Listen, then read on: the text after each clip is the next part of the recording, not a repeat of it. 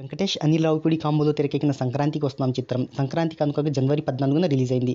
Working డేస్లో కూడా మంచి కలెక్షన్లతో దూసుకుపోతుంది. ఈ చిత్రం 13వ రోజు కలెక్షన్లు తెలుసుకోబోయే ముందు ఒక చిన్న రిక్వెస్ట్, మన ఛానల్లోని వీడియోస్ చూసి నచ్చితే సబ్స్క్రైబ్ చేసి లైక్ కొట్టి షేర్ చేయండి.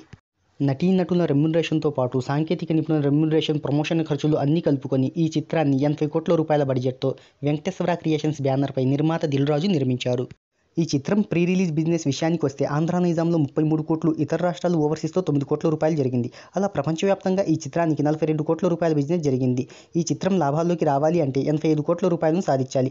కేవలం 3 రోజుల్లోనే ఈ లక్ష్యాన్ని ఛేదించి 100 కోట్లకు పైగా లాభాలను తెచ్చిపెట్టింది ఈ చిత్రం.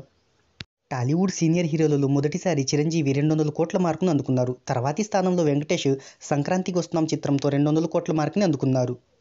ఈ మూవీ 12 రోజుల కలెక్షన్ ఒకసారి చూసుకున్నట్టయితే నైజాంలో 34.10 కోట్లు, సీడెడ్లో 15.35 కోట్లు, ఉత్తరాంధ్రలో 17.59 కోట్లు, ఈస్ట్ గోదావరిలో 11.9 కోట్లు, వెస్ట్ గోదావరిలో 7.55 కోట్లు, గుంటూరులో 9.31 కోట్లు, కృష్ణాలో 8.43 కోట్లు, నెల్లూరులో 3.97 కోట్ల చొప్పున మొత్తంగా తెలుగు రాష్ట్రాల్లో 103.31 కోట్ల షేరును రాబట్టింది. కర్ణాటక ప్లస్ రెస్ట్ ఆఫ్ ఇండియాలో 7.31 కోట్లు, ఓవర్సీస్లో 14.50 కోట్లను అందుకుంది. ఇక తెలుగు రాష్ట్రాల్లో ఈ చిత్రం 174.3 కోట్ల గ్రాస్ వసూళ్లను అందుకోగా ప్రపంచవ్యాప్తంగా 240 కోట్లకు పైగా గ్రాస్ వసూళ్లను అందుకుంది. వెంకటేష్ కెరీర్లో ఆల్ టైమ్ హిట్గా నిలిచింది.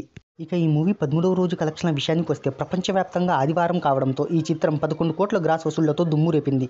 ఇక ఆదివారం ముగియగా సోమవారం నుంచి వర్కింగ్ డే మొదలు కానుంది. మరి వెంకటేష్ ఎలాంటి మ్యాజిక్ చేస్తాడో చూద్దాం.